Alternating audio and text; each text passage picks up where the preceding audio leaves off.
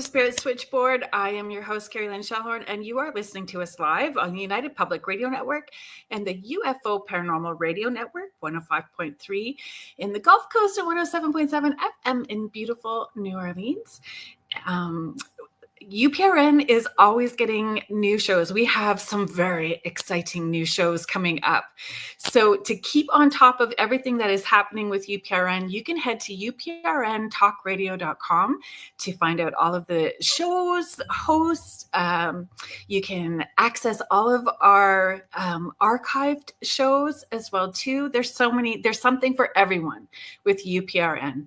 It looks like we're having a little bit of trouble with our Facebook pages tonight, so it may not be streaming on Facebook properly. So if you head over to our pages on our channels on YouTube, UFO Paranormal Radio, the Spirit Switchboard with Carrie Lynn Shellhorn, any of those. And we'll see if we can get some of these connected for you. Sorry about that. Sometimes Facebook just doesn't want to play.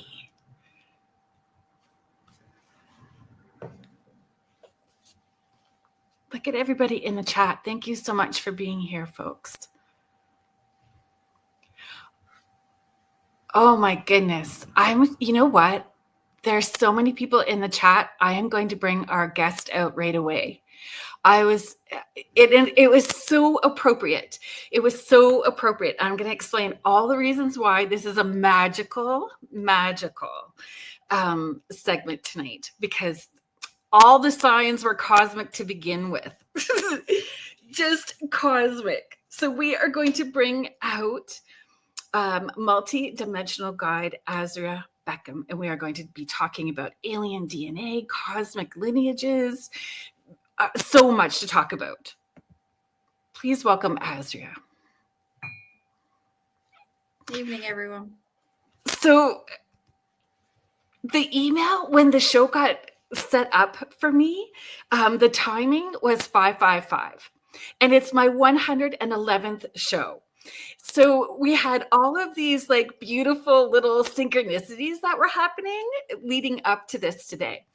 And then on Monday, I did a life between lives regression and had this wild experience as well too. And some aha things, putting some connections together. So I'm just excited that you get to be here and we get to have this conversation. Oh, I'm very excited too. And I know we spoke about it slightly off air. Mm-hmm. So it was, let's dive into that a little bit more. It's very, very exciting stuff. It is exciting, and not a lot of people are talking about it. So when we had that conversation, and the ahas came together between the appointment that I had with Marilyn Kaufman at the beginning of the week and having that conversation with you.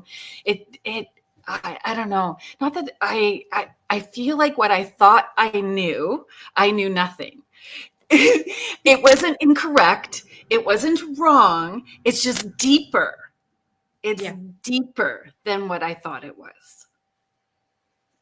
Yeah, my mind's been blown. But I feel much better about it today than I did earlier in the week. Hello, Heidi Gold. Thank you so much for being here. There we go. We have a bit of a delay happening too, folks. So you guys have to be a little patient with things. Cora Cat, hello. Thank you for being here. Shannon Lee, thank you. Laura Lee, thank you very much for popping in and helping me out. I appreciate you so very much. Lois Clark, hello. Thank you for being here.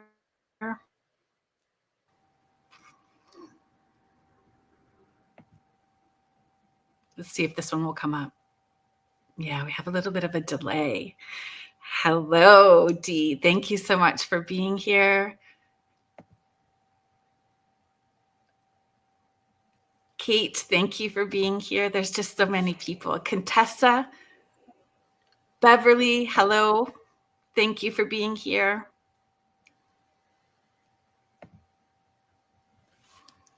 Heather Stewart McLaughlin, thank you. Your experiences with the other side, it started when you were young, did it not? Like, were you having experiences with spirit, or how did that connection start for you? Are you comfortable very sharing much that? so. And yeah, no, thank you for asking. It's, for me, the spirit world and the energetic world has always been something that I've been aware of my whole life. I mean, my most known stories when I was sort of 5 and 6 years old, going to my great grandmother's and seeing the spirits all around her place. But I think also at that age, which I'm remembering more and more now, is being in, because I was an only child, kind of like being in my bedroom, but there was always sort of other beings and things around. So that side of life has always been normal to me, well, whatever normal is. But Right. so I've always been continually kind of asking the question as to our origins and things like that. But it was only, I think, really about 14 years ago that I really started to experience, say, our star family directly when I got introduced and started having my own experiences and my own sort of visuals. There was one in particular a couple of years ago when I was on a beach on a really, say, significant birthday. And it was quite late at night when I'd had a sort of really nice day during the day and sort of went for a walk on the beach in the evening. So I was in Spain, I believe. And it was like everything else went quiet. And it was like everything else froze. And this ship just appeared above the moon. And that's when you can't explain it. Mm-hmm. It's like the moon went from a beautiful white color to this golden ball almost. And even when I looked around, it was kind of like everyone else had paused. Even the tides, you could hear like the waves going in and out. I couldn't even hear them anymore. And I was just Wow. looking at the moon, and this ship just appeared. It was only for, I believe it was only for a few seconds, but to me it seemed like hours. And that's, I think, the first time I really felt the most strongest connection. I had experiences before that, but that was the time when it really, everything felt very, very real to me. And that was at a time when the work that I was doing was really starting to come out into sort of like the public domain. And that was sort of the time when it's ready to be pushed forward. Right. Do you feel, I struggle with this week in particular, I've been struggling with the word real. what is real, what isn't real, and it's all real. It's Yeah. this experience is real, and what I feel and see dimensionally is real. And it's super fascinating to me again that you said that this experience happened to you in Spain. When I had my experience at the beginning of the week, she did past life so I could get to that death in that past life to get to the in-between place. And then in that section, but where I went was in Spain in the 1500s. Oh, wow. Yeah. And then it just went to cosmic beings and all kinds of stuff after that. which was validating in so many different ways, but I find that very interesting. There are so many Yes, indeed, the link with Spain, very much so. Yeah, so I wonder what that's about too, but I guess we all find out as it unfolds, right? And I think that's part of it, is trusting as it unfolds. And it's very like what you were doing. I've always found it at the beginning hard to have that tough outer skin when you're stepping out to say this is who I am and what I'm able to do. And was that transition difficult for you as well too, or did you have a good support system through that? I was seeing people when I was little at my grandparents' house as well too, but that was a no-go. Like it was a no-go till I had my own children and they were having their experiences. So it's Oh, been, wow. especially since starting Spirit Switchboard, which is starting its second year now, the community of people on a different level and who I've been able to connect with has been so good for my spirit. People like you. Thank you. But yes, certainly, as I was saying, sort of growing up and kind of saying to people that I was having conversations with the little girl in the garden. It's kind of like, but there's no little girl in the garden, and things like that. So it has been a little bit tricky, as probably a lot of the viewers can probably relate to growing up. But with, I said, over the past sort of 25 years plus, I've had the most amazing support team. And I know, like with my great grandmother as well, growing up, that was kind of like my safe haven, because I could then express what I was seeing, who I was seeing, when I was seeing them. Even like That's when I was beautiful. at school, I was the girl who used to sit in like the side of the playground and talk to the flowers rather than try and make friends, because I could see the elementals around all the plants. Oh, that's Um, beautiful. and things like that. So, but no, I think from the past few years, the support network has been fantastic, and just some amazing mentors and throughout all of this, because as I always say, it's kind of like the therapist needs the therapist. So it's always good to have those people to bounce ideas off, and also to gain further knowledge, because even though we're all on our own journeys, I mean, I'm still learning all the time. Yes, And I yes, think that is absolutely key, even though with all the work that I'm doing, I think that is absolutely key, is that you never yeah. stop learning. No, and digging deeper. That's what I'm discovering too. Like just another layer of learning and continuously elevating. Do you feel that and what you do is so specific and it makes sense to me. Like so many people are looking for whole healing. So if we're looking at holistic healing and whole healing, so all aspects in order to be consciously aware and to vibrationally evolve, how does it include understanding your cosmic lineage and alien DNA? And how do you define that? Is it physical, energetic? Can you share your thoughts about that? Yes, certainly. So the work that I've been doing over the past 5 years really started in a place of, again, as we were saying, discovery. It was asking the questions to my guides and the team of beings that I work with. Is kind of like, okay, well, we have our physical ancestry lineage. So where you can say, okay, well, I'm X percentage Irish or Scottish or whatever the case may be. But I was like, energetically, we must be made up of more. And that's when I started asking the questions and started going on an even deeper journey, as you were putting it earlier.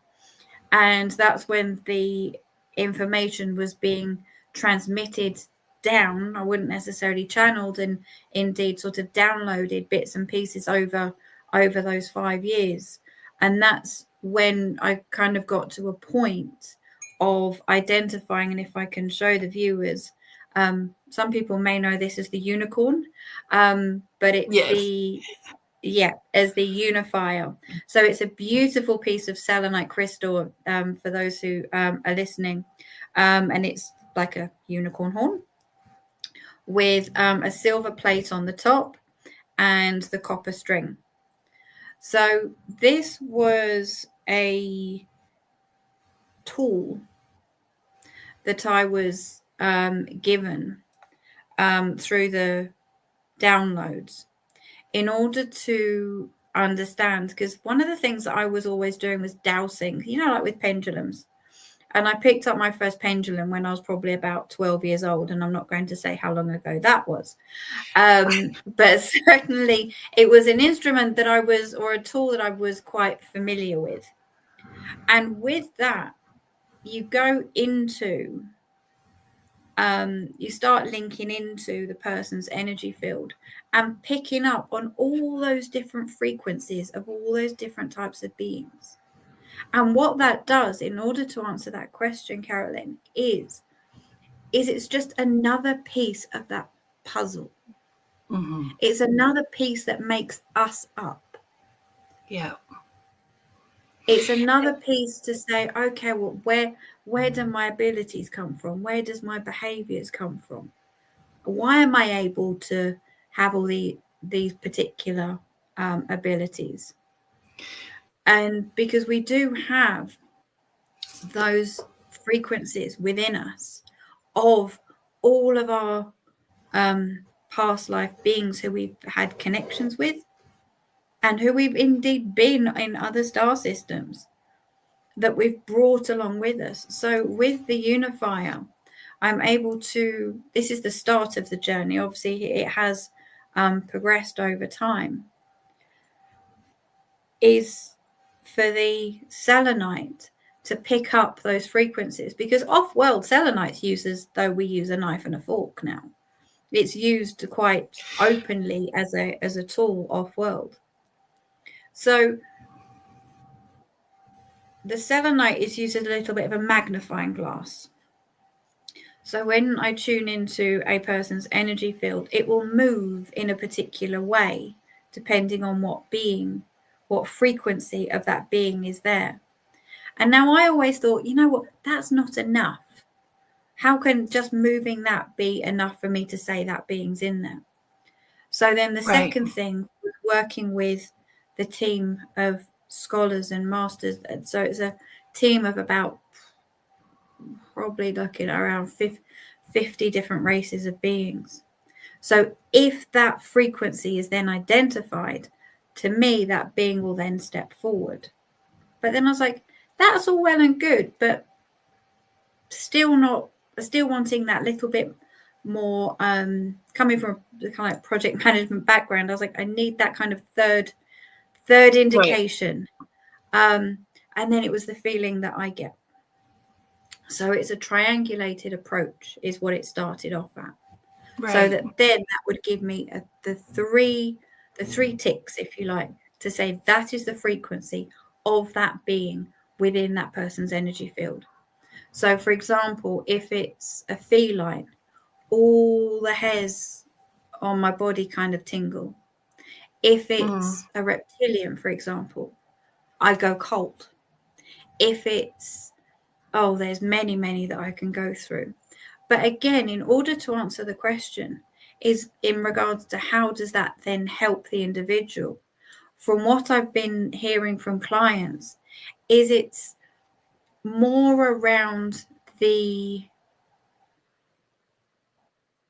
confirmation of, yes, that's why I feel a bit different, or yes, I've always been like that and that is why, or yes, I thought I had that ability, now I know I can pull upon those energies and those frequencies in order to support my journey.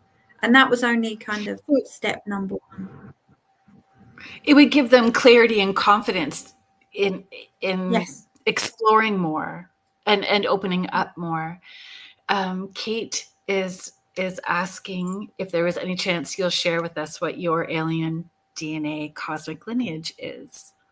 Oh, very lovely. And also question. Sharing, I bet your cosmic ancestors are so pleased that you're helping humanity with your wonderful gifts.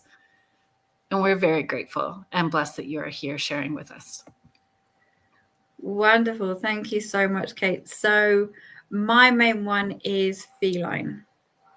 So I've been working quite closely with the felines now for quite some time. So for me, that's the That's my absolute dominant. Sorry, was there a second part to that question?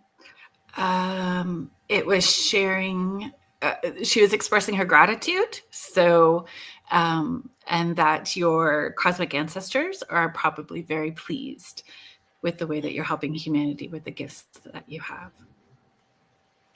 How did knowing that change your approach with what you were doing? Did it help you open up on a deeper level? How did knowing your cosmic lineage shift things for you? Oh, tremendously. Absolutely. It was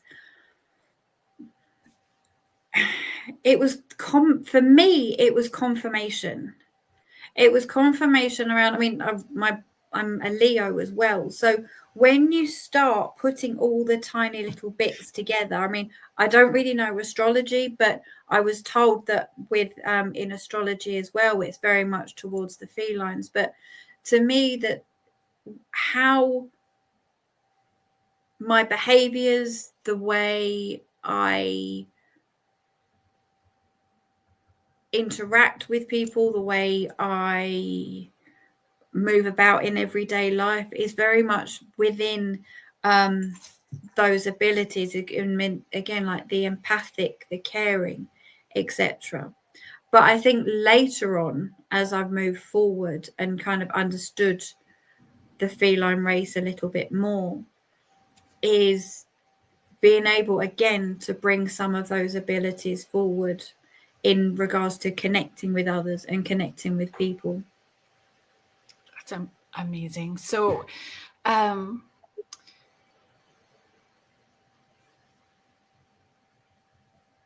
Faith Malifi, I appreciate that you you are seeing people in spirit. We are not giving readings in that way, like mediumship readings this evening during the show. But I appreciate you being here, and maybe part of what you're needing you will hear through our conversation as well too. Beverly and Kate, thank you very much for the hair comments. And honestly, I've cut my own hair forever because that was my full-time job prior to this. Like that's what I did before was hair. So yeah.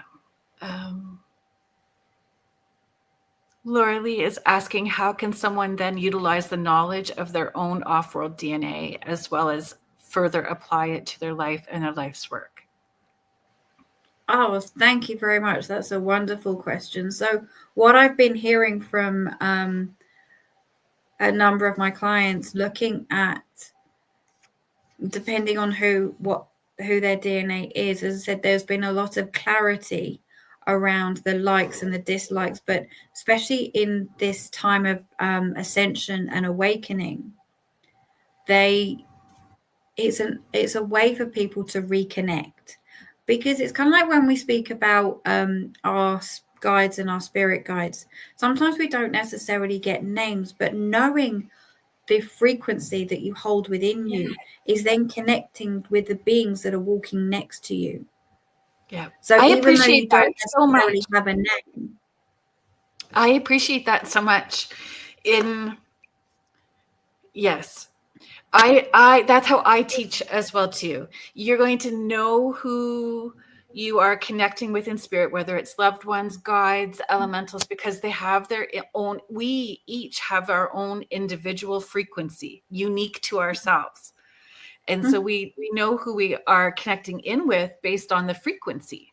So the more that you lean in and let go of the labels, because the labels can be, you can get stuck and rigid if you hang on to the labels too much.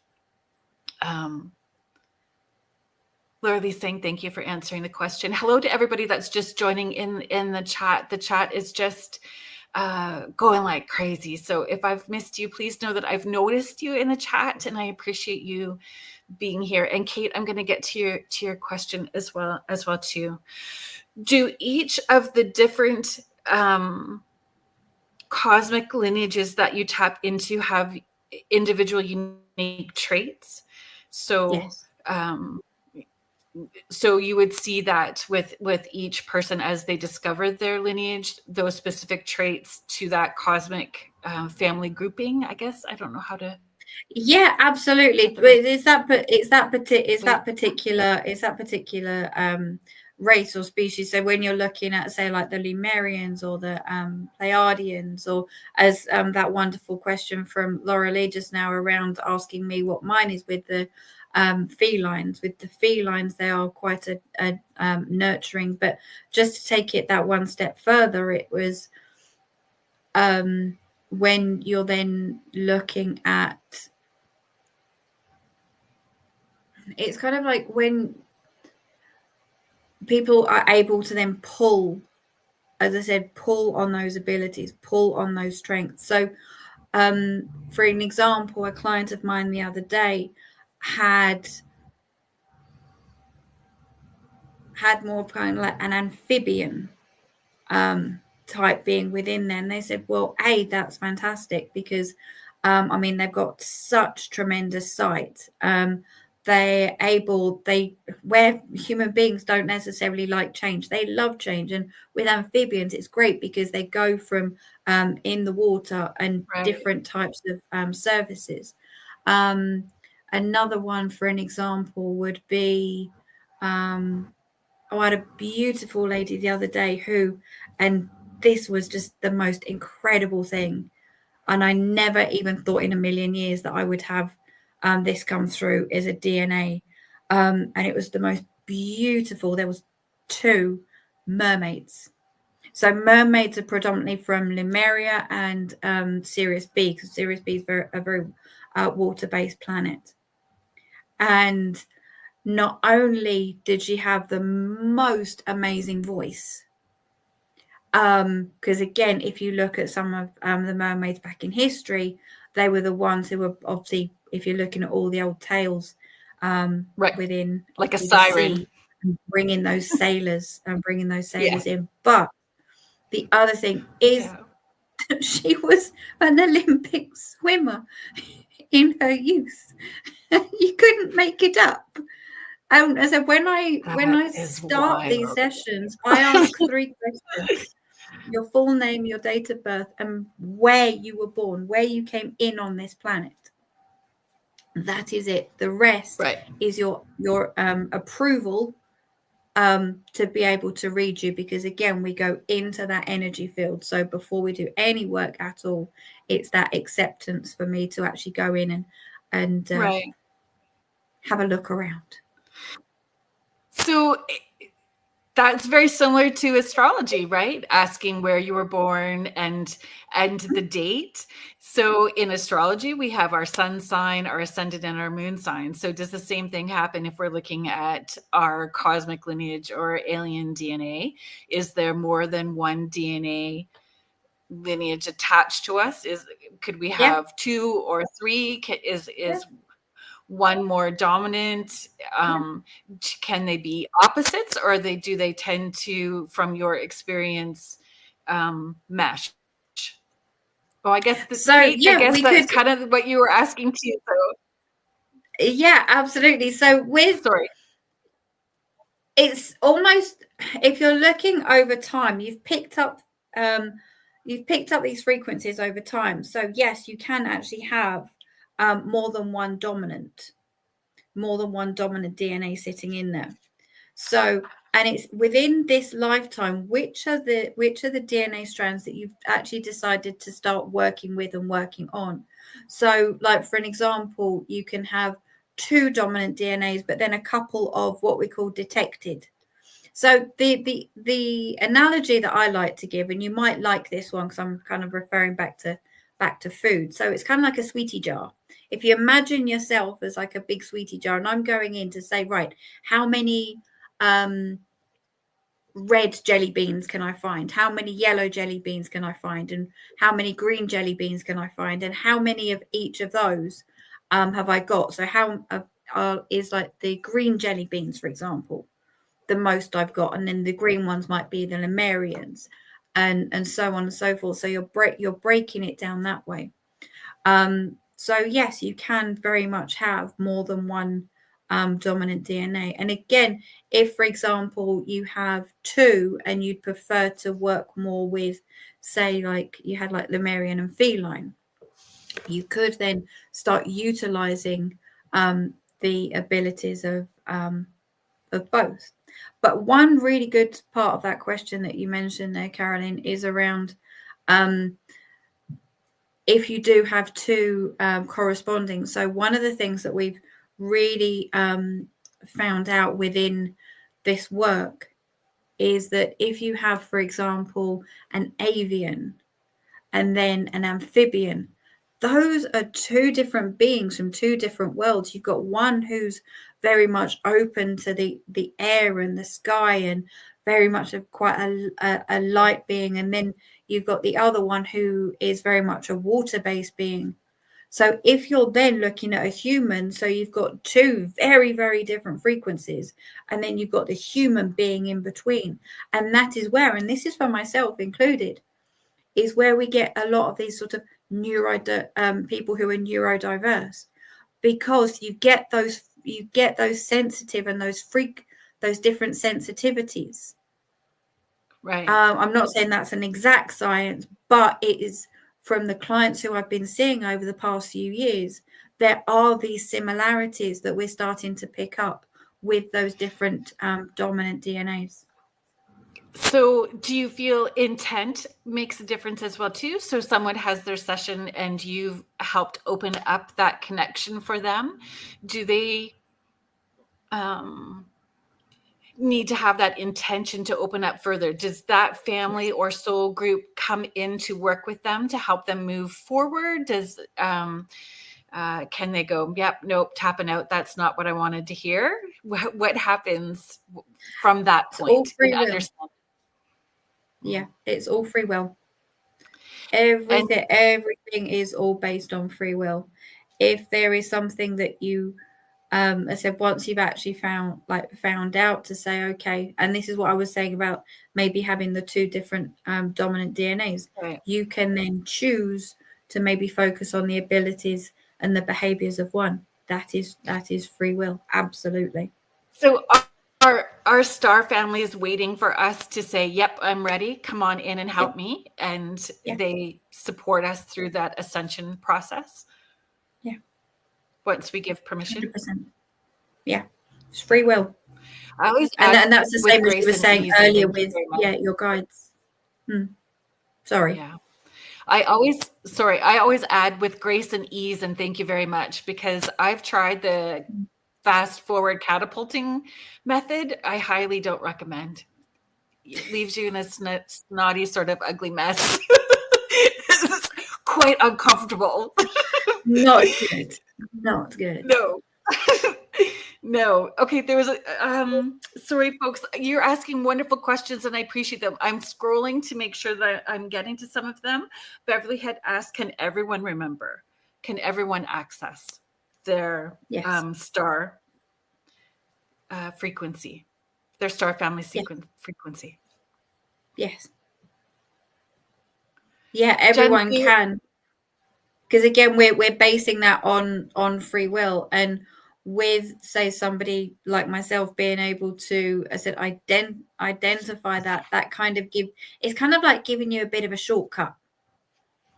It's giving you a bit of a shortcut to say, right, okay, that is the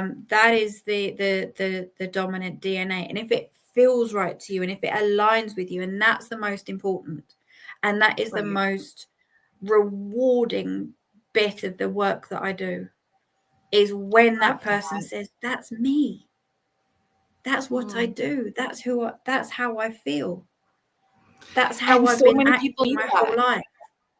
So many people need to feel seen and heard. Yes. And that's such a big part of it.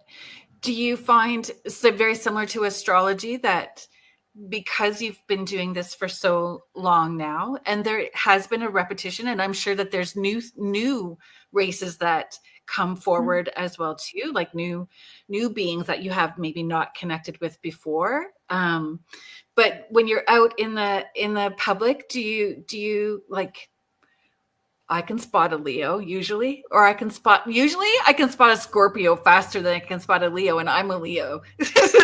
But I can find, especially Scorpio men, it's like there's something, this little GPS thing inside that goes, here they are. I love that. So with cosmic DNA and our alien DNA and our cosmic lineage, and you're recognizing with so many, can you recognize it without tapping into it now? Can you recognize certain traits with people and go, I betcha if we were doing a session, I would find this with that person? Do you know what I mean? There are some physical characteristics, yes. Interesting. That's fascinating.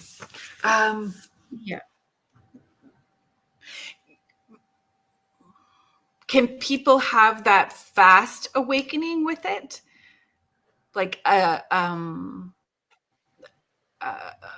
you met people who've had an experience that opened it up without a gentle push from you, where it was coming to you because they've had an experience where they just needed you tapping in is validating, but they've had an experience already that was opening them up or awakening them to?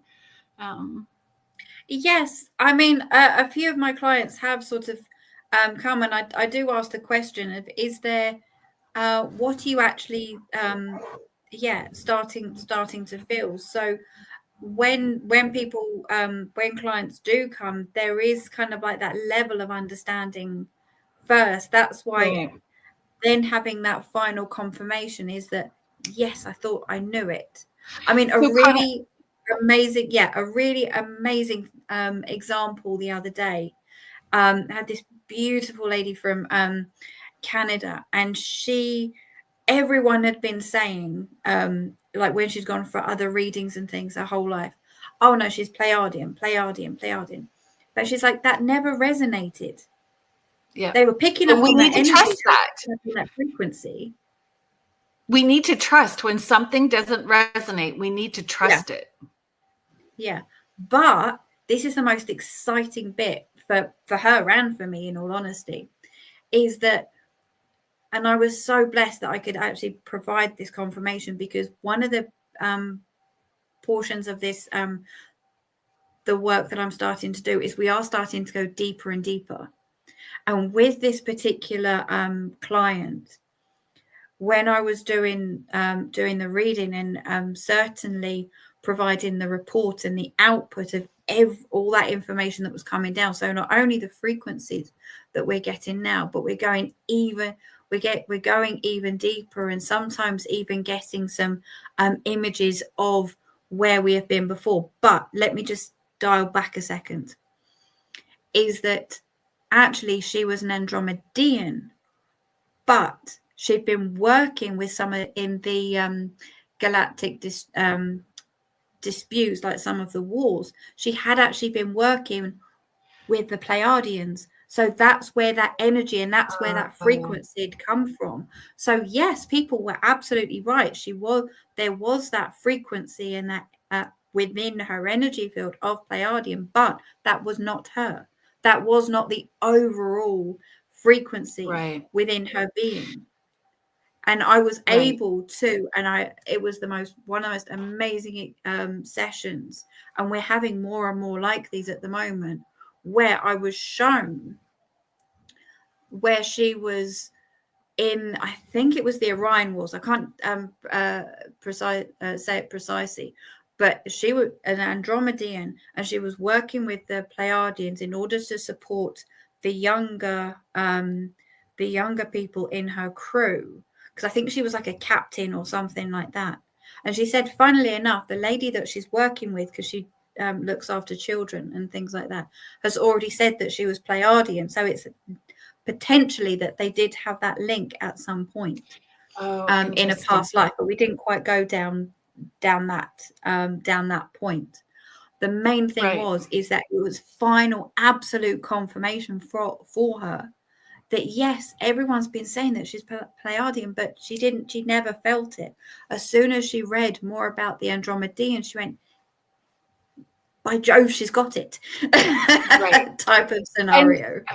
And I just want to come back to, at the same time, in the people that she had been seeing before, again, not about the right or wrong, where their level of experience brought them to the information that needed to come to the best they could with what they know how to do, to tap into. So they get this far, and they were getting accurate information. It just not having that muscle built enough to dig deeper past, we're getting Pleiadian, but there's also this to it. Do you feel that because there's more of an awakening now, maybe the encouragement for people to open more to that, to dig deeper, like is there, which would be good. I always feel like I'm going to step in a big pile of poo when I start talking about, like, we all need to learn and grow. The more we learn and grow, the stronger the muscle we can dig deeper for all of us, right? Like, it benefits everyone when we continue to learn and grow. Yeah. And also on that point as well, if we look at where are the energies of the planet at the moment, and how the energies and how the frequency is changing, not only off-world with some of the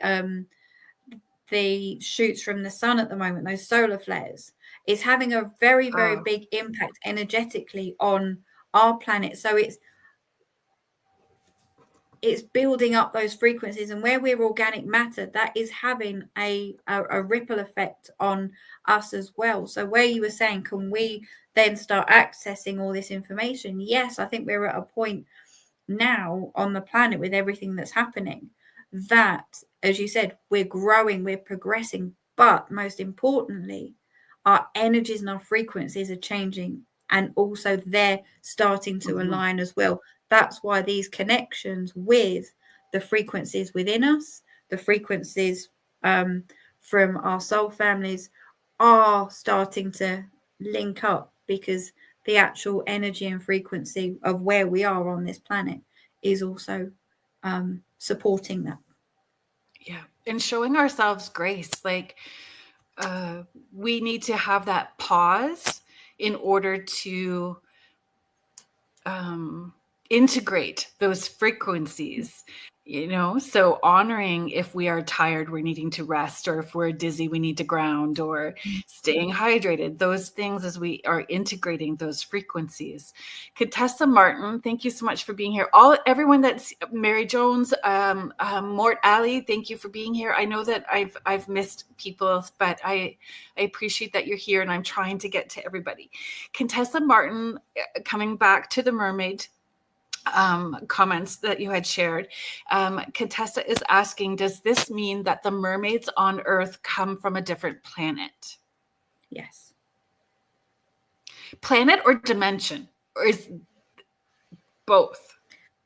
Star system. Thank you. Thank you for clarifying that. I'm just going to scroll. Oh, I love that Oracle of Delphi. Look at. Thank you for sharing that. And are there videos of you singing where we all get to have that pleasure of hearing you sing as well too? Or is that a sing in the car kind of thing? Good question. Michelle Wilfong, thank you so much. Hello, Mish. Mish is here from Australia. Thank you for the question. Mort is asking, can a past life alien DNA come through to the present? Yes, absolutely. Yeah, no, thank you for the question. That really kind of brings together the work I'm doing, because we are talking about the DNA frequencies that we've been picking up through our past lives. And what we're doing is we're tuning into the most relevant now. So, for example, we do have our support team that have supported us through lifetimes on this planet. So yes, they absolutely have traveled with us and are a part of our frequency. So when I go in and see what those dominant ones are, it is going back through all those past lives, similar to the client who I was just mentioning, and that was a past life off world. So would our family that we have here, that we were born into here, have similar alien DNA lineage as well too? Like, would we have been connected that way as well too? That is a very, Like, very good. That is a very, very good question, and something that I'm very looking into at the moment. I have not had, and this is absolute truth, the opportunity to have a look at a family. I think I've had a look at a okay, mother and a daughter, I'm and it was signing very, up my very sister.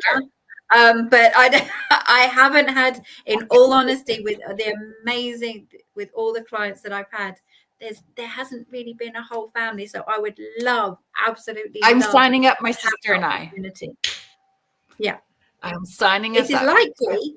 It is likely because when we're looking at families, Yeah. you can all come from a soul family, but that Yeah. doesn't necessarily mean you have the same DNA. But no, I must absolutely I'm confess even I going have not to had that sign my brother up. opportunity I'm even going to sign yet. my brother up. We had this experience last summer. And I read Messengers by Mike Cleland, and it's about owls and the connection with owls to aliens. And Beautiful. I had this memory. So I texted my siblings and I said, do you guys remember the owls when we were younger? And then my brother is talking about the lights and the craft that he saw behind the barn. And my sister said, yes, this is what happened when we had this experience. And then we asked my mom, and she's like, that never happened. Like, oh, yes, it did. All of us are remembering, but my mom has no memory of the weirdness that happened with these owls, and lots of time, some memory stuff. So yeah, I'm going to sign my siblings and I are going to do this, and we're going to see what happens. Oh, that's very exciting. I'm going to Very, make this very happen. exciting. Yes, Yeah, my sister's definitely. very Let's used make to it me happen. saying, hey, we're going to do this. Denise Mitz is asking, because dragons are a lot in conversation right now as well too. So do you have dragon energy show up during sessions? Oh, I would really thank you so very much, Denise. I'd very much like to share with the listeners the most amazing reading I've done, probably a good 2 or 3 months. Well, no, probably a bit longer than 2 or 3 months ago now. Dragons, there is obviously the understanding there that they do support us when our soul is being brought down, and they wind themselves around our heart. But this particular reading that I done was probably one of the best ones I've done. It was when I was saying before around, you have the movement of the unifier, you have the feeling within myself, but all of my guides were telling me, because I obviously go into a meditative state, and all they kept telling me is look up. Anyway, so obviously my eyes are closed, but I was looked up, and there was, like the chin under a dragon. That's all I could see, covering the whole of my ceiling, and it was pure white. Oh, it was absolutely beautiful, and I never thought in a million years that I would get a dragon DNA. I was looking at Pleiadians, looking at Venusians, and the rest of it, and I had to double check: was it a protector, was it a guide, or is it a DNA? And for this particular lady, it was all three. The frequency and the energy and the connection with this particular person was so intense, and ever since I passed on those messages, and indeed a couple of other messages that was coming from that dragon. It actually turns out that it was a earth-based dragon, because our other dominant DNA was elementals, which made sense. Right. So yes, we are very much having dragons coming through. It was a shock for me in regards to the DNA. But I think ever since then, there have been at least another 3 people that have had direct dragon DNA. I think one was an earth dragon, one was two were an earth dragon, and I think one was a celestial dragon. But yeah, we can then look at obviously the dragons that do help our souls down. But it was one of the best ones I've ever done. It was incredible. In the early spring, when I teach connecting with your guides, when I teach that class, I've always called it "Who's Your Bob," right? It's always "Who's Your Bob," and I taught the class this time around as "Who's Your Off-World Bob?" Who's your otherworldly Bob? To really make people move past just past life or family or angels. People so very like, this is, all they knew. And I'm like, we're all born with mermaid guides and dragon guides and earth, air, water, fire, elementals, all of those. And so it was eye-opening for the people that attended that class and much more open to those experiences now. Yeah, and I did just notice it in the comments that Beverly made around, they are now appearing more. They are. Dragons are very much starting to appear more, not only from a like more of the bones and that being discovered.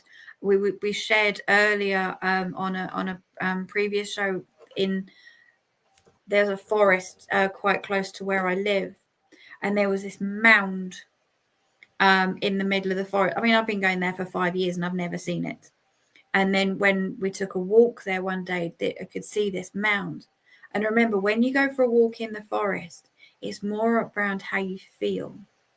And when you actually feel and start talking with the elementals, take lots of pictures, because the cameras are absolutely key. They pick up more than our eyes can. And I will share with you guys at some point. One of them was a beautiful dragon eye right in the middle of the woods. Oh, so they are very much starting to show themselves more. So thank you for asking that question. I could talk about dragons all day. It's wonderful. I love that. So I was going to mention that. So yes. Is this the name that you prefer? I want to make sure that I'm doing this right. Because in my head, I still have Lady D, but I want to make sure that I do it correctly. Is coming on Spirit Switchboard in August. And I will remember this. Yes, I'll remind her too. And we are very excited. It's in the chat. So are we allowed to say it out?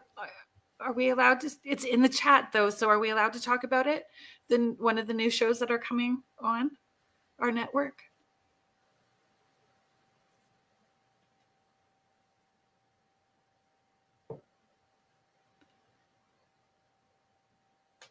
It's up.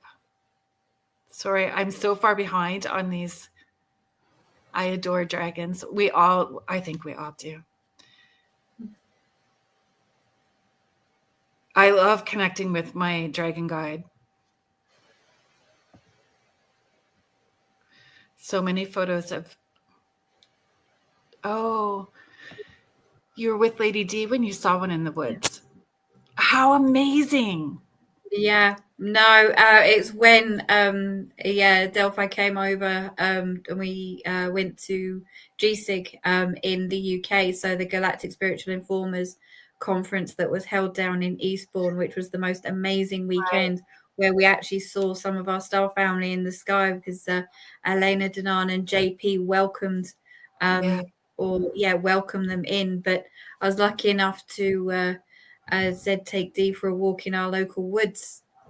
As I said, that I'd been walking for about 5 years, and I'd never seen this huge mound right in the middle of the forest. And we said, let's go and take a look. So I never remember seeing that there. And anyway, we took our shoes and socks off, and I hope I'm okay telling this story. But we took our shoes and socks off, because we thought there's something under here, and we just wanted to feel that energy, feel that vibration. And it was very, very different. And as I was saying before, one of the things we then done was then started taking more photographs. We said we can feel this amazing energy, but we couldn't quite figure out what it was. And we stayed there for some time, kind of like walking up and down. And it was only when we got back and really looked at the photographs that we saw this. Well, we saw many, many things in the photographs. Lots of fairies, lots of other small dragons, lots more of the elementals. But it was that dragon in that particular area of the forest that we saw together, which was magical. There's a continuation with that question, and she's asking if they're linked with ETs. Yes. Yeah, well, they're multidimensional beings. So, yes, absolutely. Yeah. Ward is sharing, I'm often paralyzed in sleep and hear these beings around me in a spaceship. Sounds weird. Ooh. But I'm also blind when I am there. That sounds like an intense experience. That does sound very intense. I'm paralyzed. Is that maybe like is this a regular occurrence, or it'd be interesting to, find out a little bit more.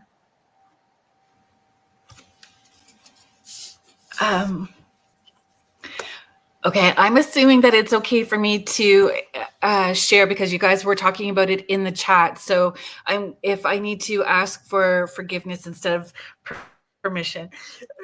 Beverly Rhodes has joined our UPRN family, and her show will start June 18th, Wednesdays at 4 p.m. Eastern.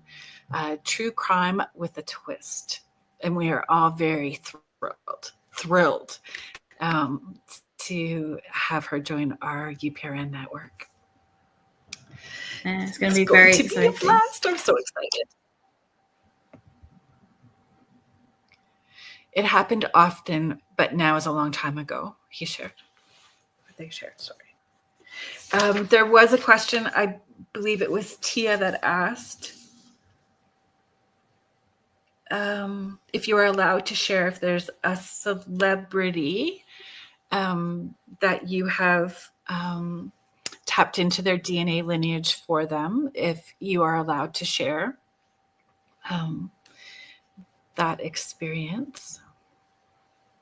Celebrity. So we were looking on previous shows to have a look at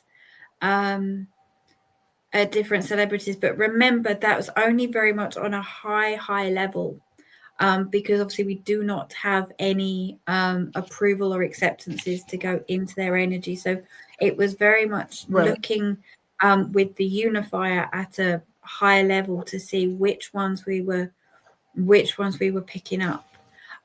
So just to kind of get an understanding of what's happening in Hollyweird, as we like to call it at the moment, as to what's happening across the board, and kind of what are the energies and what are the frequencies within kind of like that celebrity world, and sort of who's who in the zoo, as I like to call it. That's so funny. Sorry, that was just because we were talking about dragons as well too. So we can come back to this if you would like. Oh, she was asking, Mish was asking if the queen had her own dragon. Did the queen have a dragon? That is a very, very interesting question. We all have our own. So I would say that's a yes, but I could go down a very different very different route on that one, but I'm just going to say yes for now. Right. Because then we have to talk about aliens in a different way. Yes, the slightly more dark ones. Yes. Yes. Let's shift quickly. Differences between starseeds and hybrids. Hybrid alien. Now that's human okay. Alien. Well, that really, we're looking at a deeper question. So if we're looking at star seeds, okay, star seeds really only started coming down to Earth in the 1940s, because it really followed a nuclear bomb that went off, and our galactic family decided that actually, you know what, this planet needs a little bit of TLC. We need to actually start protecting them. Otherwise, if our planet was to then blow up, that will have a repercussion within the galaxies. So I did make a note, because I can never remember the full list. So I'm just having a look here around. So in the 1940s, you had the early star seeds. Was it the 1970s? You had the indigo ones. So it's the star lineages. So if we're looking at the root races that were here first, they then decided to leave, and then we kind of, as the human race, were left to our own devices to a point. Remember, I'm only talking on a very, very broad overall level at the moment. So, and in the 1940s, when we started kind of messing around with all that nuclear stuff, they kind of decided, actually, we need to, as I said, give this planet a bit of TLC. And then that's what started the ball rolling with the star seeds coming down. So you had the indigos in the 70s. You had the crystal children in about the 1990s to 2000s.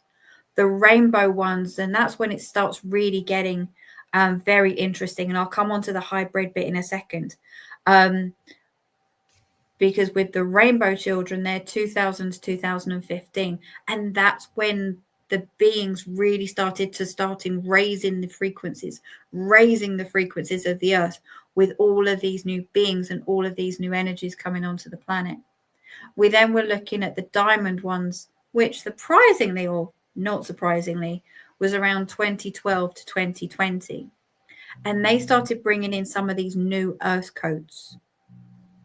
And then, to answer your question, the hybrids are really from around 2020 and are still coming down. So they're really a mixture of the beings and the star seeds and the DNA, because they are an interstellar blend, in order, again, like all of these other star seed levels that have been coming through since the 1940s, are here for a particular mission. So where I'm talking about the hybrids, as I said, it's the interstellar blend of those DNAs. But I just want to raise another question, really, is that, we were saying earlier with the work that I'm doing that we've got the dominant DNAs, and then we've got the detected. You could actually say that all of us are our own hybrids in one way. So it's the hybridization of the human being with all these different frequencies in us. Sorry, not them. I can see who I'm listening to now. But yes, okay. So I hope that answers the question. Contessa was just asking if you could come back to who were the 1960s children. Yep, and I'm going to refer back to my list because I don't know it off the top of my head. So I would say that would be the early star seeds. So that would be 1940s to the 1970s. So they were the original star seed race. And star seeds, sorry. I mean, our purpose is to remember our light, like to stand in our light and anchor it to help raise that frequency, right? And it's, if we all do it, it eases up for some of us that are trying to do it for others. There was a question up here that I want to I just want to bring this comment up. Thank you so much, Beverly, for sharing your wisdom with us. And I appreciate you so very much. Ward, if you are still here, I'm sorry that I'm not remembering the second part to your name. Beverly's comment is responding to your experience. So hopefully this information resonates and you can carry that with you. Off-world blindness is a requirement to bypass the sight and move through the heart, mind, information to perceive other worlds. Oh. Sensory. Using all our senses in different ways, right? Yeah. Oh my gosh, you wonderful. guys in the comments. You guys are very good for my spirit today. Thank you.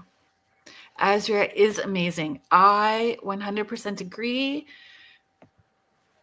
Yes, I agree. We are all adoring Asria and her knowledge, and we are blessed that she's here sharing.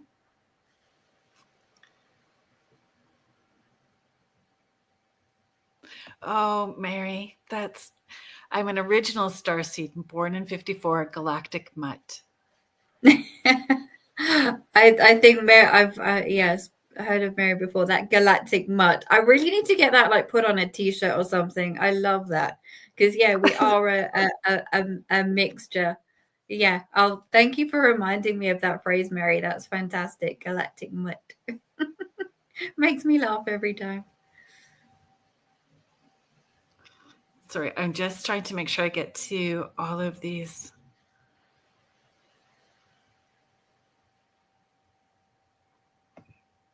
Exactly, Tia. We need to remember who we are and why we decided to Gaia.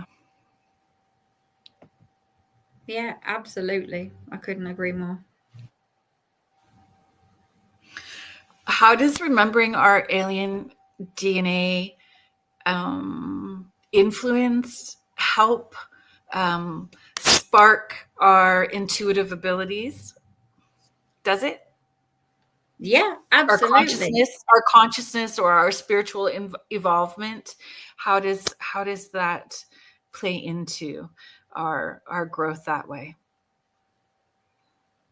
Again, I think when you very nicely put it earlier, Caroline, around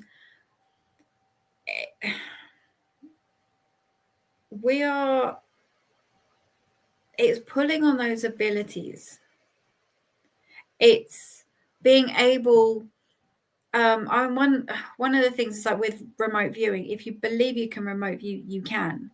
So again, and it's bringing in that free will element. So when people, for me, certainly, just taking a little bit of a step back there, is when I started connecting with my off-world family, and as I said, the feline within me, it felt right. When everything in this world is going on and you feel very, very disconnected, that is the one thing within you. Because a lot of people look at things externally, when at the moment, I think it's absolutely key. And what I'm hearing from my clients is that, yes, there's all of this information, all of this knowledge, but it's actually how it feels within, and when it aligns with you, and when it feels right with you. And then when it feels right, you're able to then tune into those frequencies and pull on those frequencies and pull on those energies and pull on those abilities. And that's when we will then start remembering, because it starts that energy flow. It's a little bit like light language. You had the beautiful Selma on a few weeks ago. And again, it's that remembering the language of the soul. This is another way of remembering the who you are. It's remembering who and what you're connected to. And then that's when your energy will then start to resonate in a different way. I mean, one of the ladies who I saw, it was a chap actually, a couple of weeks ago. He said, "Oh, I've been struggling with my psychic abilities. I know I can. I really know I can."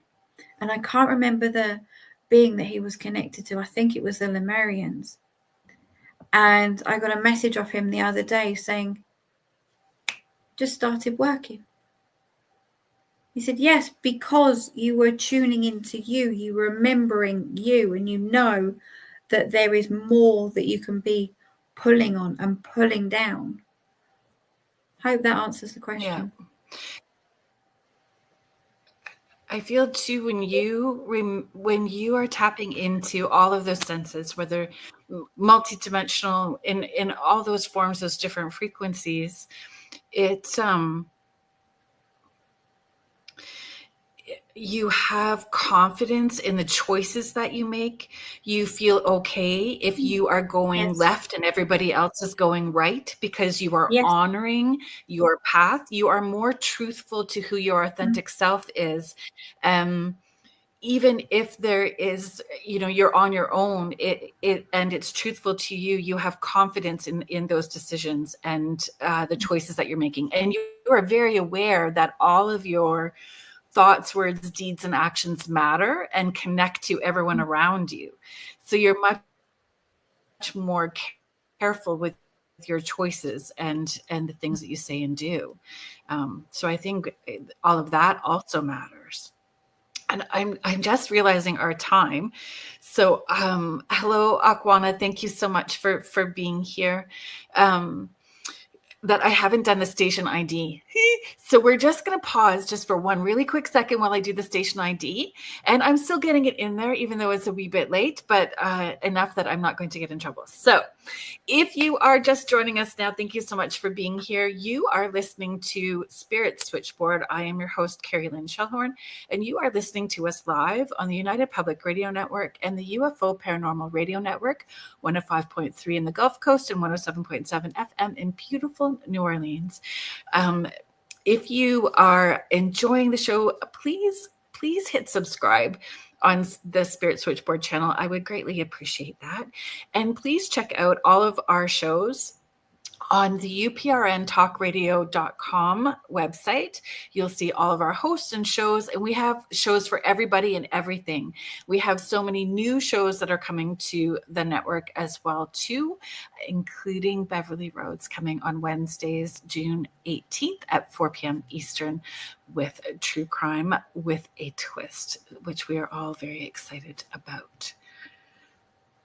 Our guest today is Asria Beckham. And we are talking about cosmic lineage and alien DNA. Thank you so much for being here. Thank you. It's exciting. We do have the images that you sent. I don't know when you feel you would like to chat about that, but I can bring them up whenever you are ready to share. Yes, certainly. Okay. If you wanted to bring the first one up, the PDF, we can go into that one if you wish. Okay. Because I think that will really follow on from the question. Excuse me. Okay. The question you were asking earlier around the physical characteristics. Excuse me.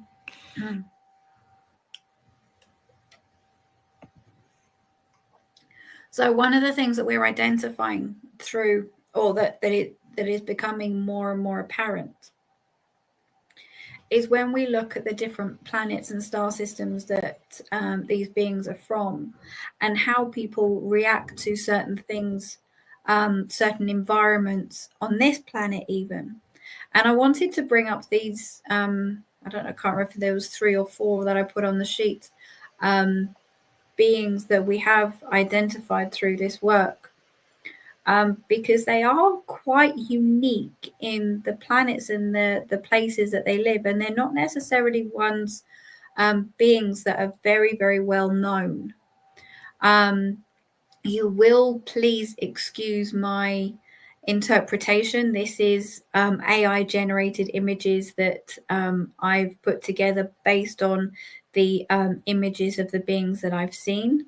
So if people have a slightly different interpretation, I said this is just me working with AI, and I'm still kind of getting to grips with this whole kind of technology thing. Oh, I only put 3 on there, not 4. Okay, fantastic.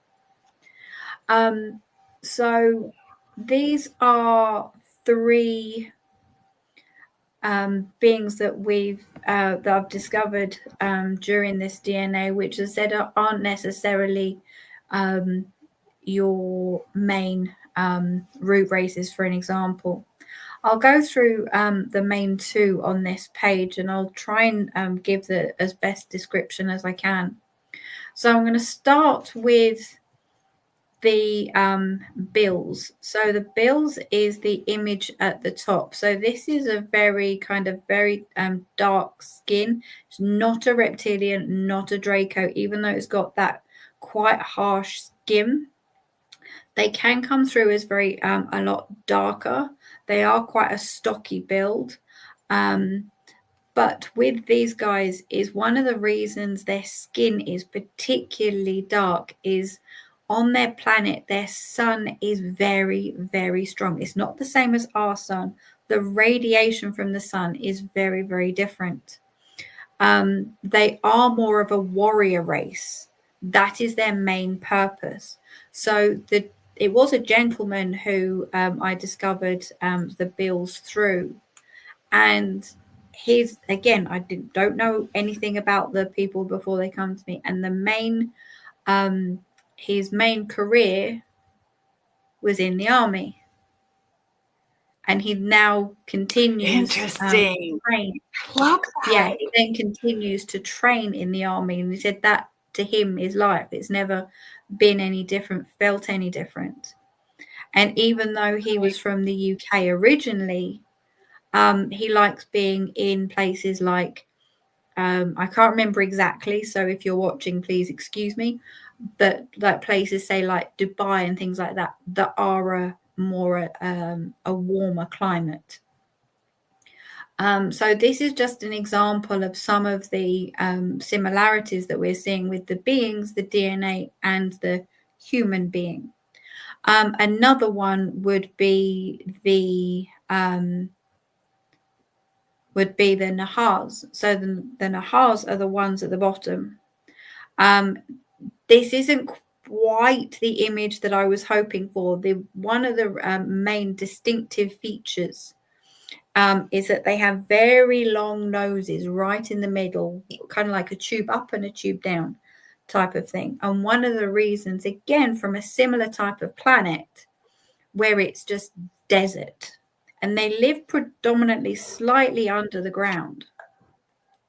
And one of the reasons why they have the two different noses, or two different nostrils, sorry, I beg your pardon, is because when they breathe, they filter. I'm going to call it sand. It's probably not sand, but in our human understanding and our conscious understanding, is that's when they filter through the sand in order to breathe.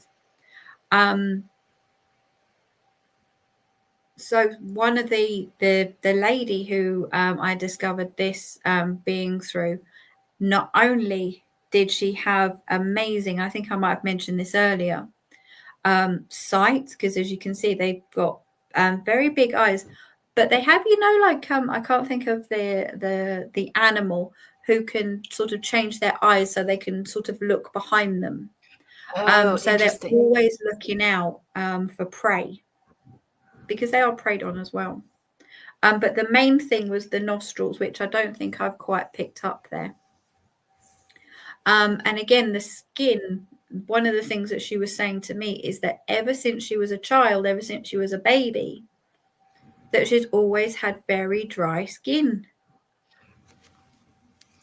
And no matter what she puts on it, it was always dry. And again, she lived in a very humid. I'm not saying this is the reason for it, but it's weird. It's the detail in which we're picking up and the similarities. And then the last one. Now, these guys sound very similar to the ones I've just mentioned. Are these ones in the middle? I'm going to try and say the name properly, but remember, they don't have necessarily everyday names like us. So when they do come through, sometimes it does take 2 or 3 sittings in order to get not only the image through when they're new beings, but the Right. names of them as well, because they're more like sounds. A lot of the Gotcha. beings, their names are more like sounds. So these are the Naharis or something similar. And these guys are very much based more in the Asian. They wasn't necessarily down on Tara for very long. They kind of like came down, maybe left a little bit of their DNA, so to speak. I think they were teachers, if I remember rightly. They were very much sort of like masterful, very teacher type beings, and then they passed on their information and knowledge, and then went back again. So they were down on here for a short, very, very, very short space of time. But again, when I was looking at the client who I found this being through, and this is absolutely no word of a lie. She was a lecturer at a university. I can't make it up. It's freaking awesome. Yeah, and she'd been a teacher I have her a whole life. question. Please. I have a question about this, though. A lot of people are very focused on ancestral healing, generational healing, inner child work. So when people start delving into their alien DNA, does working with your alien DNA, does that involve healing ancestral traumas that may have been connected to our alien lineage or galactic traumas? Yes, I believe it does in a way, and that's a really great question, Karen. Thank you. It brings them into focus in order for us to clear. So what that is then doing is then allowing us to be able to. It's almost, the way I like to describe it is, we can then go up, see what it is, grab it, and then while we're here on this earth, be able to, in this time and space, either learn from it, cleanse it, clear it, cleanse it, clear it, and close it. Because actually, once it's then clear and closed, it's gone, it's finished. So we don't then have to, as you said, relive it. We can then heal from it. Yeah. When I do like really big events or a full day of sessions, I'm freaking starving. When you do these and you're tapping into galactic stuff, like, what's the go-to meal? Are you starving? Because I know when it's cold, I'm cold, I get the shivers, I have something to eat, and then I'm grounded, I'm kind of back because I'm so up here during that time period that I'm working, right? So does the same thing happen for you? I think I just need to hear that somebody else eats like I do. None of these are the real questions. These are the real questions. Oh, absolutely. Yeah, absolutely.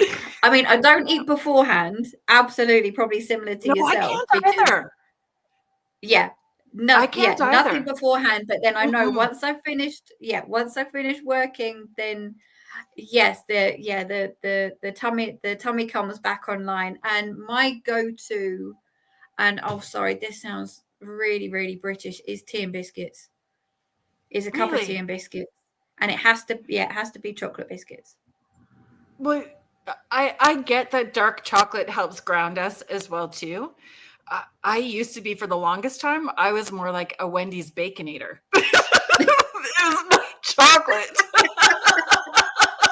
No, I do have my bit of. I don't like dark chocolate, but I do have my piece of dark chocolate before doing remote viewing. I must, that is my absolute number one, because that does help in a way. But there's chocolate definitely before always remote viewing for me will help as well too. Or I can't necessarily eat a whole Baconator anymore. My body just goes into revolt over that. And a couple of bites though, and I'm super grounded. Or a handful of chips or something, like something that's salty or fried, and it pulls me down really fast after, for sure. Oh, you want bacon now? I'm sorry, Akwana. And honestly, ever since you said snackwana, I can't get that out of my head. So I try, but my neurodivergent brain goes everywhere. Bacon and chocolate. Yes. Yes. Shall I Bacon pull and up the chocolate. other image? I know bacon and years ago I was told, and I'm not going to say who told me, was it bacon and banana. Oh. That was very nice. Yeah, sweet and savory. On white bread, bacon, banana, maybe a little bit of cheese. Sorry, I'm making everyone hungry, including Beverly, myself. thank you for. Oh, we all are. I thank you, Akwana, for taking what I said lightheartedly, because I meant it with much love. Okay. Oh, Beverly, thank you so much. Beverly is gently reminding us that ancestors can also be off-world beings too, as we're all soul level multidimensional. And I think that's where I'm at, is rephrasing, learning to rephrase and reword to meet my level of understanding now. Does that make sense, what I just said? Yeah, I'm the same. Yep.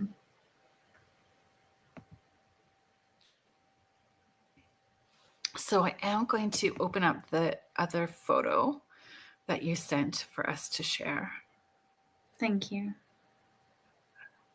Because one of those images is what I saw when I was doing the in-between life thing. Oh. So I'm interested to see, because I'm telling you, all those weird signs were there that this is important stuff. And my mom is living too, so I'm just letting all of my family know that we are on a scientific data research mission, and I am arranging for us to, as a family, figure this out.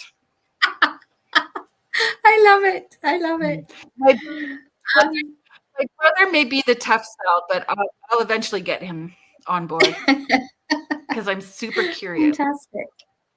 Fantastic. Yeah, no, if there is, yeah, that's the one I haven't done. So I've done a mother and daughter and I think of what a son and a father booked in. But yeah, the wider family would be, a dream to go and have a look at and delve into. And I'm sure that I can coax my daughter into it as well too. So this was really an image that, again, this was kind of like I'm getting used to AI at the moment, and yeah, sometimes we're friends, sometimes we're not. But this one was really going back to what we were discussing at the beginning, guys. The image that you're seeing on screen at the moment is, you have felines, you have Andromedans, you have Lemurians, and you have Palladians, all kind of going and connected into this one chap. And without sort of going and repeating what we were saying earlier, it was just a visual representation to say that actually there are, we are made up of more than one. And I think it was Mary who said it was was it multidimensional mutt? Mutt, if yes. I remembered that correctly. So it was just a visual representation, if we found so that. So if I bring my little hand, could you tell us about each one, or identify each one for us as I point? said, yeah, so say it's not the best visual representation. Some of the images that I present in the reports as part of the sessions that I conduct with individuals, I said the imagery is, I must confess, is a lot better. But from the what I can see on screen here, and it's interesting that they've put two felines on there. So thank you very much, guys. They were clearly there as well. So the cat type beings are certainly the felines. You've got the Andromedeans there with the very blue being there, and then the human type beings. I would then link those with the Pleiadians, the Lemurians, and indeed the Atlanteans to a point, because they're more of our humanoid type star family. Thank you for sharing.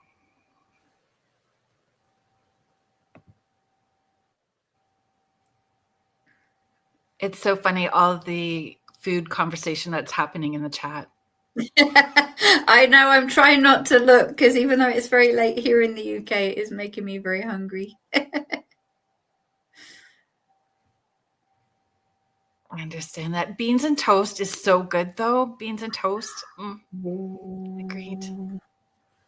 Yes, that might be a midnight snack after this, definitely.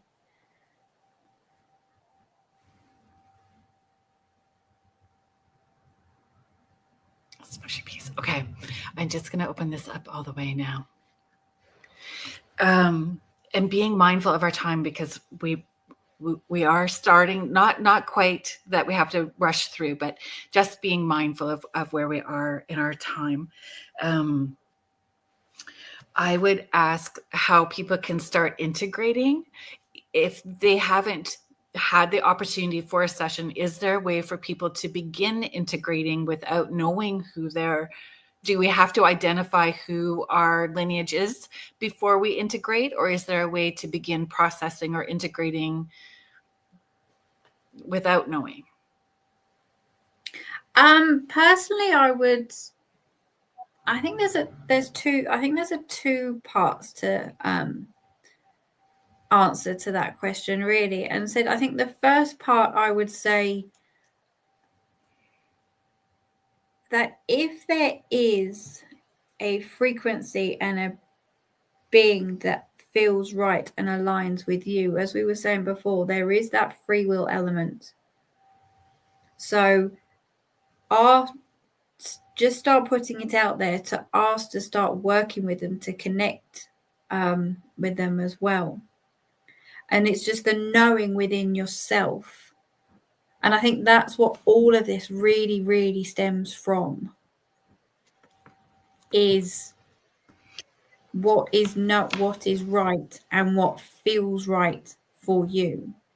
I would then say the second part of that is absolutely, and working with all of my amazing clients, is that the feedback that I've had is having that first confirmation, as I said, has kind of given it a bypass. It's kind of like you've got to the end of the race, kind of like it's got to the end of the race before you've even started, type of thing, because you've got that confirmation already. So, and if that feels right within yourself, then you're already like 5 steps ahead. Right. So absolutely, with coming to a session first, I said, whether it's what I call a level 1, a level 2, a level 3. So a level 1 is, yes, that is your dominant DNA. That is the one that you can start working with.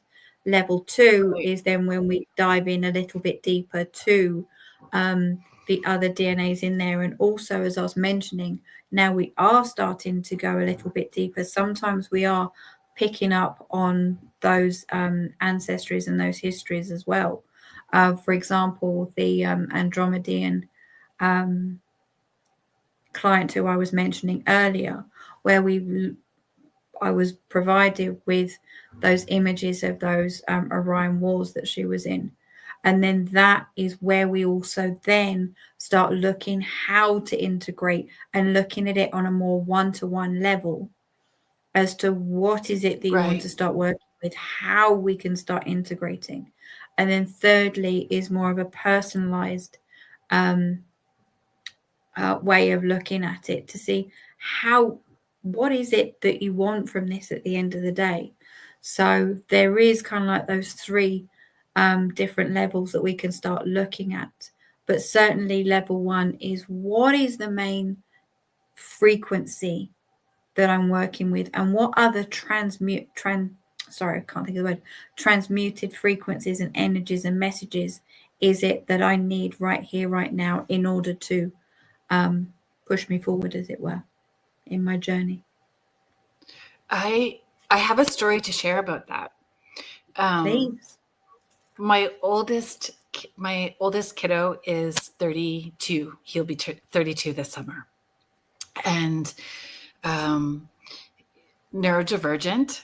And when we were in that process of understanding where he was within the spectrum, I had tapped in and I had asked for whichever guide could give me information to help me understand what I best needed to do for him, because it had been such a long journey. We live in Canada and we had moved like 3 different provinces. We'd have to start the process all over again.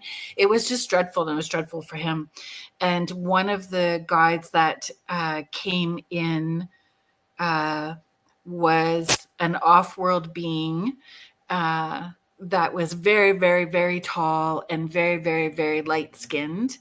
And they showed me the DNA structure, like the model of it, but were showing me it was meshed, but I didn't understand. I thought it was something different, like that they were rearranging his DNA to help him be okay here. So then my question to them was what I needed to do to help support that. So he's always, like, from that point in me getting that piece of information, always did energetic cord cutting and helping him ground and all of those things. Even now at 32, he understands when he's needing to do a bit of cord cutting, and he does all the grounding and stuff on his own. And he lives provinces away from me. He's I'm in Ontario and he's in Alberta. So that was my first connection with understanding DNA or working with DNA. But having met you or listening to you on other shows, understanding it was much more powerful than what I understood it to be at the time. Like, Thank you. it was really incorporating his alien DNA, and for me to understand what that was, and probably for me too. Wow, thank you for sharing. That's an incredible story. And yeah, that's amazing. And it changed. It helped him because he was off the rails in the autism spectrum and the energetics. Not that I'm telling people that they need to do all of this. I'm just saying what worked for us in our family and our personal experience. Doing the energetic work helped tremendously. Understanding those things helped tremendously. Wonderful. Yeah. I think the other story I would share as far as understanding or DNA in my learning curves and growth was so I've always been able to connect with people on the other side, but working as a medium full-time for 18 years now. And up until about 12 years ago, anything brain related with people coming through in spirit used to make me instantly vomit in a very ugly way. It was a horrible, horrible, horrible thing for me. And so I asked Archangel Michael to download the DNA blueprint for my healthiest body so I could process those energies differently.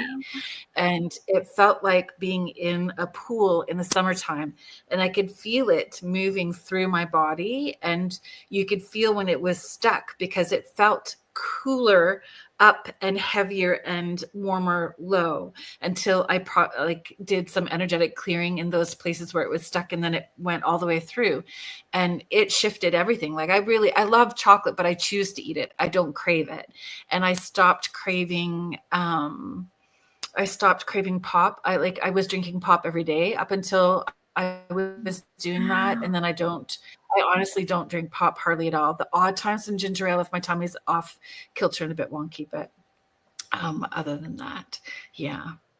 So wow, that was incredible. my other experience about 12 years ago. So this excites me a great deal, what you do and the gift of who you are and how you share that with all of us. We're also very blessed.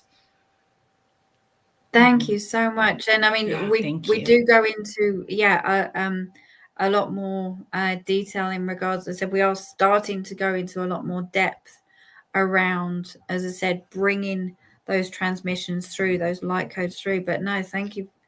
That is, sorry, I'm just blown away with that story. That's incredible. And that, I think that is absolutely key, is that we can do, and we are working with all of these beings now, more directly and more succinctly than ever before. So with our free will, like you just said, with that blueprint, you asked, you were ready to receive, you trusted. And it's something that anybody that's in the chat that has taken courses or classes from me knows that I've taught that as well too. You can ask for this so that there is more ease, because they want to work with us so we can be more of service. We can't be of service if we are uncomfortable. We won't do the work. Yeah. We just won't do it. We are just starting to wind down. So the best way for people to reach out to you, to learn more, to follow, where and how can they do that? Yeah, certainly. So my website, which I've recently updated, is ascension through connection.com. So that's ascension through connection.com. That's got all my services, from the DNA to the integration, and using some light language there as well. Also my email, which is AnnetteBeckham@gmail.com. And yeah, I've got the buy me a coffee and all the social medias, which is Asria Official. So I'm getting used to all this, social media and stuff. So it's all on there. But the email and the website is the best place. And please feel free to reach out. Yes, and open to doing more interviews. So all folks with podcasts, please, feel free to reach out to Asria so that we can spread this word and spread the magic of who you are and the work that you are doing. Thank you so much. Thank you for being here. Thank you, everybody that is in the chat.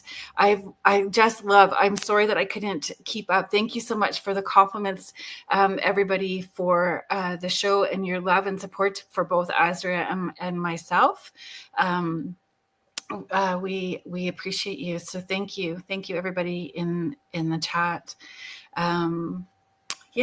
Very grateful. This was fabulous. Thank you so much. It's been wonderful. Thank you. Oh, anytime. I'm going to talk to my family tonight. I'm not even giving them the option. We're going to say, this is what we're doing as a family, and for data research, this is happening. And then we'll come back and we'll do another show, and we will discuss. I can't wait. I was going to say the weirdness, but weirdness said with much love of my family. I understand. I'm so excited. Thank you. Thank you, Joe Montado and Michelle DeRoche, for all the things that you do for us here and our UPRN family. Thank you to the United Public Radio Network and the UFO Paranormal Radio Network, 105.3 in the Gulf Coast and 107.7 FM in beautiful New Orleans. I hope everybody has a wonderful weekend doing all the things that you do. I hope you all have grace and ease and much laughter to your week. And we will see you back here. Actually, Laura Lee and I have a show that we started on Thursday evenings at 7 p.m. called Beneath the Hollow Moon. So we will see you hopefully Thursday on Beneath the Hollow Moon. Laura Lee has her show, The Angel Rock, on Mondays at 6 p.m. And I will see you back here next week at 6 p.m. Eastern as well, too. Have a good night, everybody.